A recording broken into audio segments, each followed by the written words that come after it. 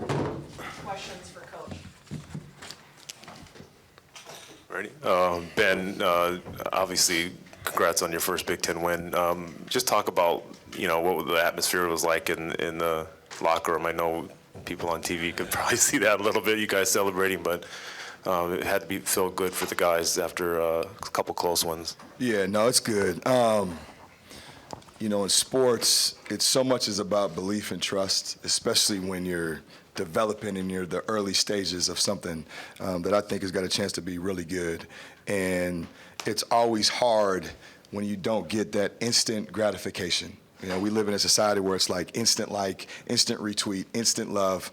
And these guys have unbelievable resolve and belief. And nobody probably thought we could come in here and win. But they understood we were playing good basketball. We just weren't closing games. And our challenge was to continue to play how we were playing and not stray from that. And then just find a way when it's time to win the game, to win the game. And again, those guys trust it. They trust each other. I'm just so proud of them, the fight.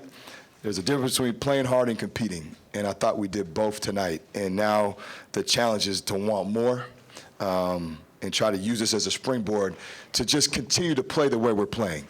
And if you do that, I think wins and losses take care of themselves, but we can't get away from how we're playing right now. What did you see at the rim left?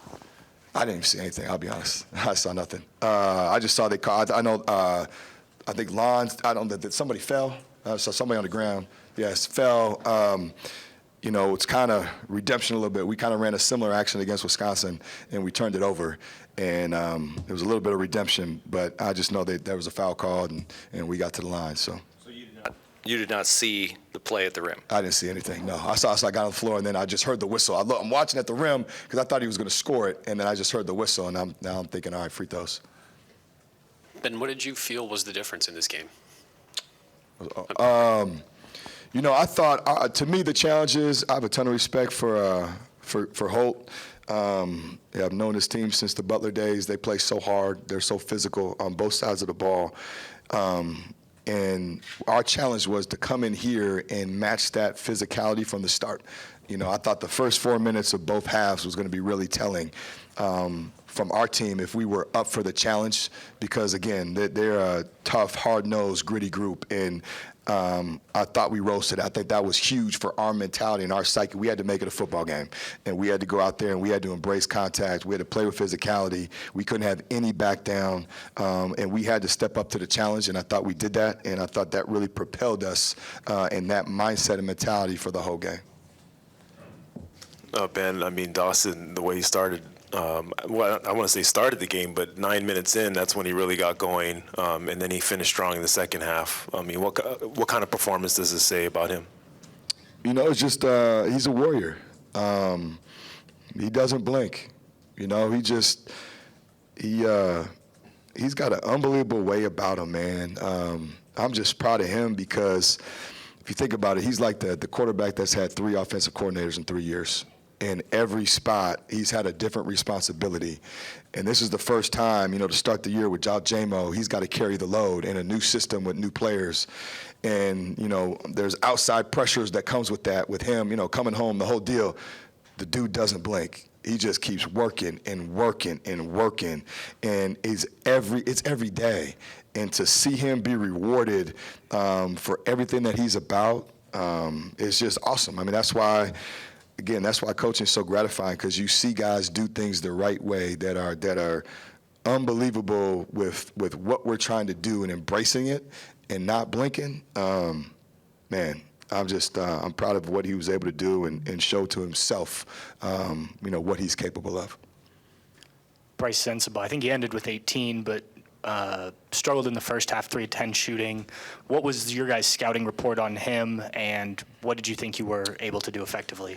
Yeah, I thought we did a good job, especially in the first half. He's ultra talented. Obviously, you watch film on him, and at my previous school, we had an assistant that recruited him, so I knew about him, obviously through high school. But crazy talented, built like a senior. Our job was to try to keep him in front. He's a really good one-on-one player. He's a really good standstill three, so we want to take away the standstill threes. threes, and then just make him earn the tough twos. You know, he's really good at the elbow area, zoner man, and we just wanted to create space and just kind of wall up and make him play through us and just try to force him to take tough twos. You know, he's a good enough player where you're not going to shut him out, but just make him work for every catch and just not give him anything easy. Last one from me, Ben. Just, I mean, the free throw shooting. I mean, excuse me. At one point, you're probably thinking, "Oh no," and then Talon obviously hits the one after your timeout. And You know what? but what did it feel like out there? Yeah, no, he made the one that mattered. We had been shooting him good. That is what it is. Made the one that mattered, so I'm good. I'm good. Great. Ben, their offense has been efficient, as efficient as anybody in the country, and you made them miss a lot of shots around the rim. You talked about tough twos. What were some of your keys as far as trying to limit their offensive chances? Because you did as good a job as anybody. Yeah, that was the biggest thing. When you watch film on them, they are explosive, and again, they run good stuff. They got players that are able to get downhill, create that advantage off the drive. They're really good in the post-ups and in the mid-range. And so we wanted to put size in as much as we can, so we went with our bigger lineup relatively early.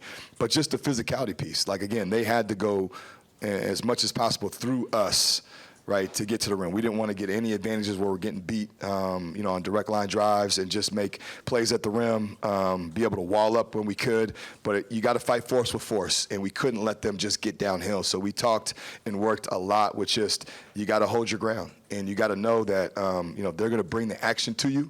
They're really good at it, and we got to fight that force with force. And I thought our guys met that challenge. Yes, one more. You have the lead for essentially the whole game. They tie it up, or I think they take the lead by a point. You respond with a 10-0 run. Yeah. What does a team need in that moment when things are going the wrong way against you on the road to rally and figure out what you need to do to win a game? Yeah, we had great leadership. I credit our captains in that. In timeouts, they were constantly talking about the right stuff, whether it was Talon 1 minute, Jamison, Torres, Dawson, to keep the group connected. We always talk about adversity is going to come, and it's going to show its face in many ways. You could be up big, you could be down big. It's all about how you respond, and we talk about response all the time, bend but never break.